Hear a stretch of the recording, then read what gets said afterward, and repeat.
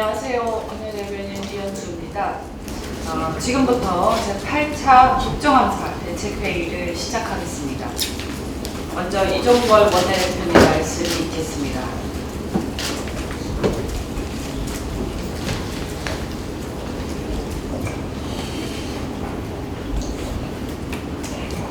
예, 어제 최고위원회에서 말씀드렸습니다만 더 커져가고 있습니다. 고영주 이사장에 대한 말씀을 드리겠습니다. 박근혜 대통령은 고영주 이사장을 반드시 다음에 3가지 이유로 사퇴시켜야 한다고 생각합니다. 첫째, 그는 민주적이며 공정하고 건전한 방송 문화의 진흥과는 결코 어울리지 않는 극단주의자, 그리고 전혀 타협하지 않는 확신범이기 때문에 그렇습니다. 둘째, 고영주 씨는 야당의 현역 정치인들을 겨냥한 말에 백색 테러를 자행하고 있기 때문에 그렇습니다. 그 자리를 보존시킨다는 것은 청와대가 야당의 노골적인 적대 행위를 진두지휘하겠다는 태도로밖에 볼 수 없습니다.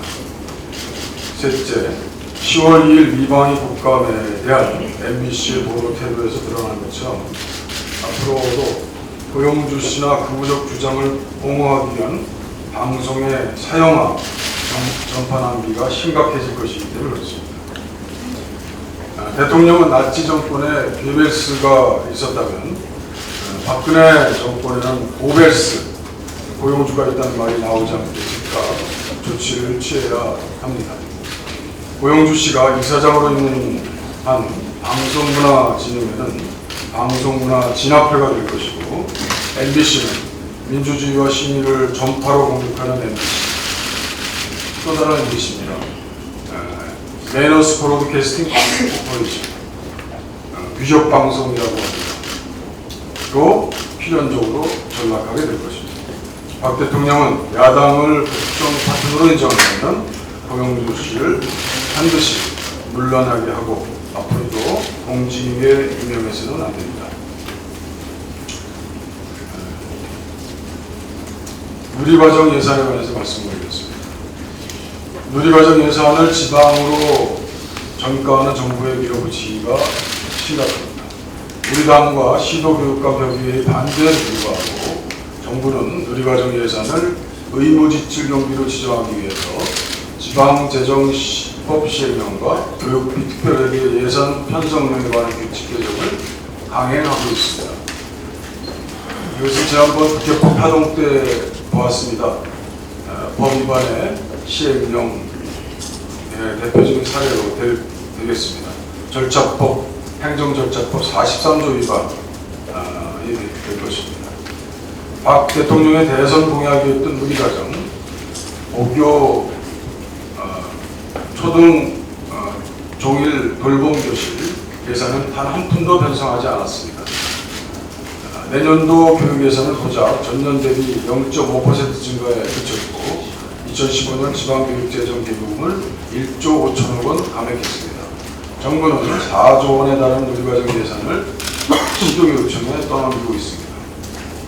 고교 무상교육도 박 대통령의 공약이자 우리가 꼭 해야 될 것입니다. 그러나 이런 지방재정 파탄을 우려해서 법을 통과시키지 못하고 있습니다.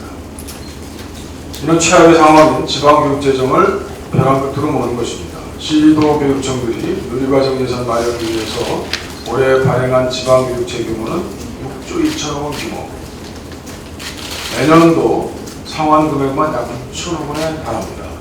이미 전국 시도교육감 협의회는 내년 누리과정 어린이집 예산 2조 1천억 원을 편성할 수 없다는 입장을 결의했습니다.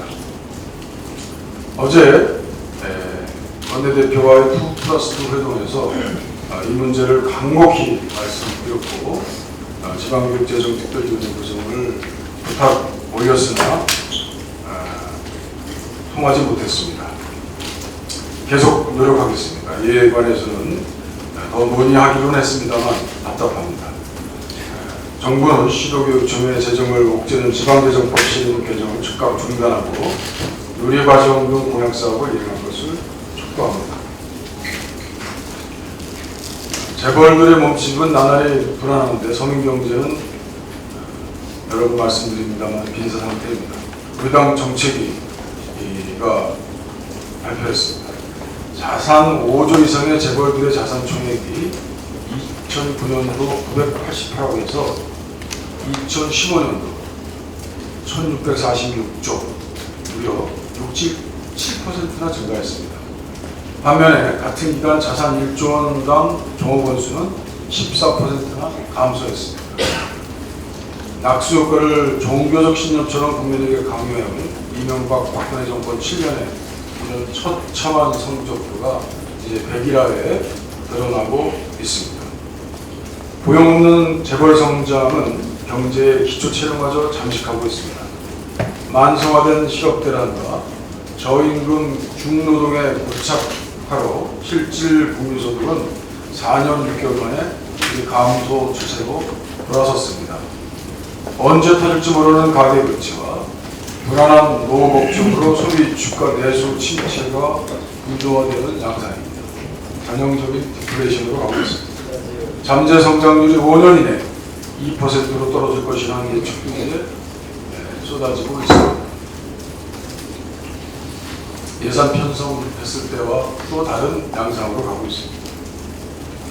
OECD 32개국 중 24위 낮은 노동소득 분배를 방치한 상태에서는 어떠한 대책도 이제 임시 변동이라는 것이 분명해졌습니다.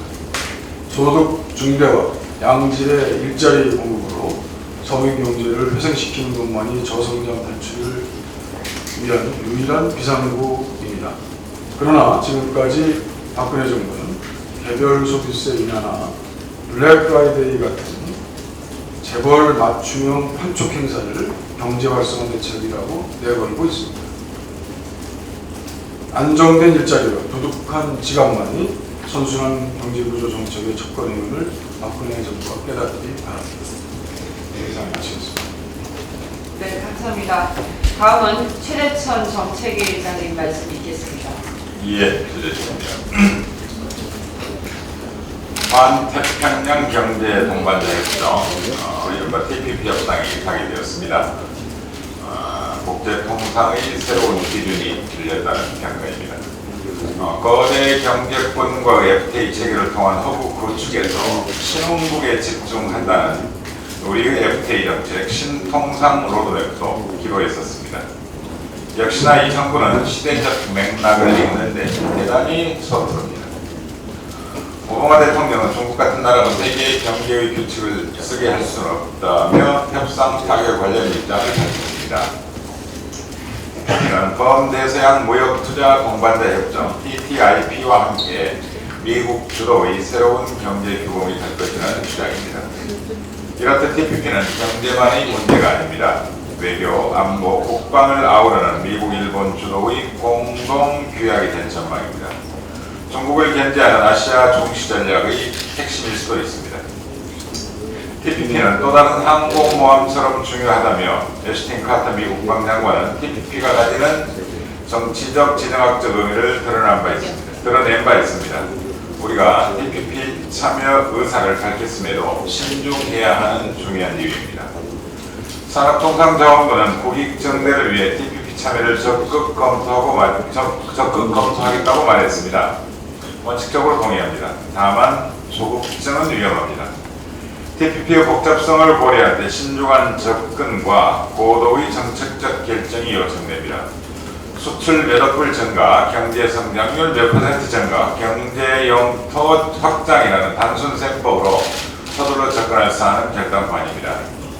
생산 기반 확장, 부가가치 증대, 고용 증대, 그리고 생산 시설의 역의 이전 등 지속 가능한 성장이라는 관점에서 살펴보고 참여 전략을 면밀하게 결정해야 할 것입니다. 또한 TPP가 폐쇄적인 무역 공동체가 아니라 포괄적이고 개방적인 협정이 될 수 있도록 노력해야 합니다. 마지막으로 TPP 협상 타결이 한중 FTA의 조속한 비준이라는 주장의 또 다른 빌미가 되지 않기를 바라며 정부는 RCEP 협상에도 보다 적극적으로 나서줄 것을 요청드립니다. 두 번째 이슈입니다. 세계경제포럼이 발표한 포용적 성장과 발전 보고서 2015에서 지적한 한국 경제의 현실은 익숙하지만 씁쓸합니다. 빈곤율은 최하위 5등급, 소득 중에서 노동소득 비율은 4등급, 재분배 정책이 소득 격차를 줄이는 효과에서는 30개국 최하위권, 국가 경쟁력은 상위권이지만 불평등은 매우 높다고 분석하고 있습니다. 방금 전 원내대표께서도 인정하셨습니다만 재벌 대기업은 현금성 자산 213조를 포함해서 무려 809조 원에 달하는 사내 유보금을 축적하고 있습니다. 하지만 종업원 수는 끊임없이 줄이고 있습니다. 민간 대기업 집단은 자산 1조 원당 종업원 수가 2009년 1023명에서 2015년 876명으로 6년 사이에 14.4%나 줄였습니다.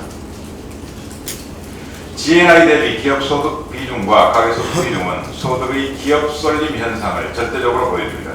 최근 5년간 한국 기업 소득 비중은 평균 25.2%로 OECD 회원국 중 최고입니다.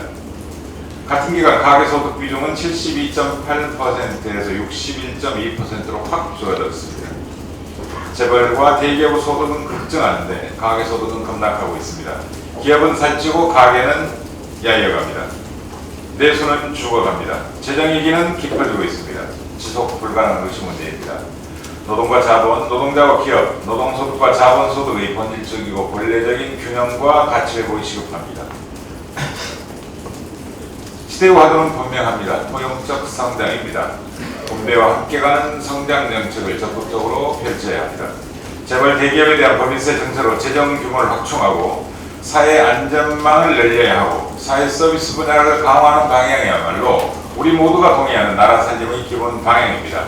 그런 점에서 이번 정기국회와 예산과 법안처리 과정에서 정부 정책의 대전환을 요청하고 저희들은 그런 방향으로 노력하겠습니다. 예. 네, 감사합니다. 다음은 이석현 부의장님 말씀드리겠습니다.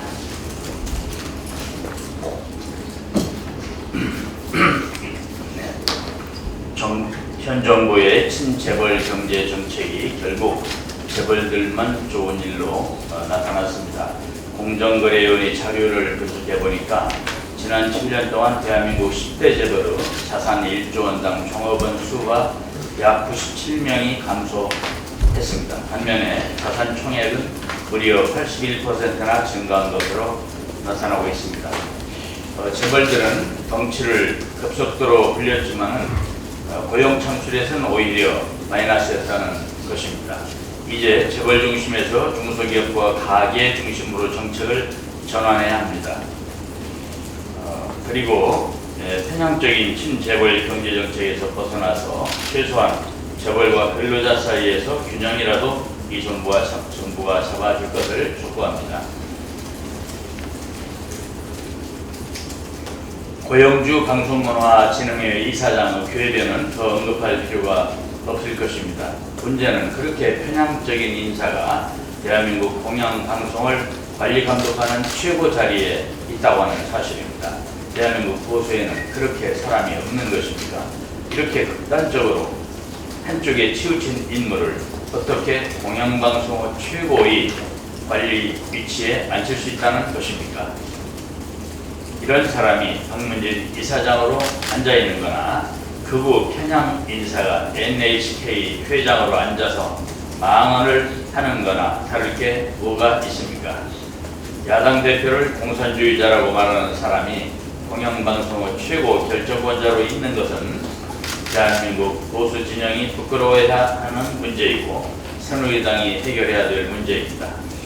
대통령이 나서서 고영주 이사장을 즉각 사퇴시킬 것을 촉구합니다. 이상입니다. 네, 감사합니다. 다음은 이춘석 수석부 대표님 말씀 있겠습니다.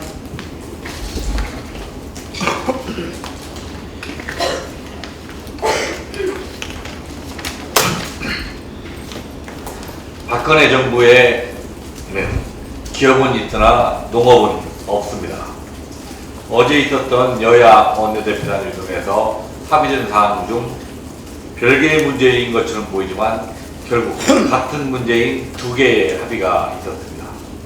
하나는 선거구 획정과 관련하여 농어촌 지역의 의석이 줄어드는 것을 최소화할 수 있는 방안을 정개특위와 조속한 시일 내에 강구하도록 한다는 것이고, 또 하나는 한중 FTA 비준 동반과 관련해서 상임위는 9월 7일 합의문을 바탕으로 대책을 마련하고 10월 30일부터 여야정 협의체의 활동을 시작한다는 것입니다. 지금 새누리당은 농촌을 위해서 농어촌 지역의 의석이 필요하다고 주장하고 있습니다. 옳은 말씀입니다. 농촌을 지역구로 하는 의원으로서 100% 공감합니다. 그러나 국민들이 이 문제를 바라보는 시각은 다릅니다. 그동안 무엇을 하다가 지역구가 사라질 위기에 처하자 이제 와서 농어촌을 지키는 것이 중요하다고 나서냐는 것입니다. 지난 9월 1일 한중 FTA 비준 동안이 국회 외교통일위원회에 새누리당 단독으로 상정되었습니다. 당시 새정치민주연합은 농민의 피해가 명백한 상황에서 단독 상정할 것을 규탄하고 한중 FTA 피해 대책 마련을 위한 특위를 조속히 만들어야 한다고 촉구한 바 있습니다. 그러나 새누리당은 이 무대응으로 일관하다가 갑자기 태도를 바꿔 여야정 협의체의 구성을 촉구하고 나섰습니다. 노림수는 두 가지라고 봅니다. 하나는 농어촌 지역구 확보를 위해 농어민을 위한다는 이미지가 필요하고, 또 하나는 여야정 협의체를 통해 한중 FTA를 조속하게 타결시키자 하는 목적이 있었다고 봅니다. 새누리당의 농어촌 지역구 지키기가 진심이라면 한중 FTA를 졸속으로 통과시켜서는 절대 아닙니다. 그리고 최소한 무역이득 공유제에는 동의를 해야 합니다. 무역 자유화 확대 과정에 생기게 되는 무역의 이익의 일부를 손해보는 부분, 즉 농어촌으로 이전하자는 것은 얼마든지 할 수 있고 또한 반드시 해야 하는 정책적 결단입니다. 농민을 위해서는 지역구 확보가 필요하다. 그러나 지역구 확보가 됐다고 해서 농어민만이 잘 살 수 있게 되는 것은 결코 아닙니다. 이 두 가지 필요 충분 요건이 될 수 있으려면 새누리당의 진정성 있는 결단이 필요합니다. 농어촌 지역구 확보가 정말 농어민을 위한 것이라면 무역이득 공유제에 대한 진정성 있는 답변부터 준비해야 합니다. 농민을 위한 정책은 유명하면서 그 모든 책임을 야당으로 돌리는 것은 집권 여당의 도리가 아니다 하는 말씀을 드립니다.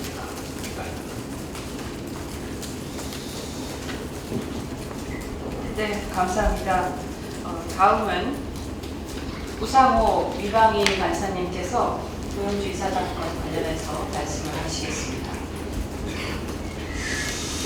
네, 이번 국감에서 두드러지게 드러난 것은 박근혜 정부 후반기 들어서서 새로 임명된 공영방송의 이사진들이 한결같이 가장 극단적인 극우 성향의 인사들로 치워졌다는 것입니다.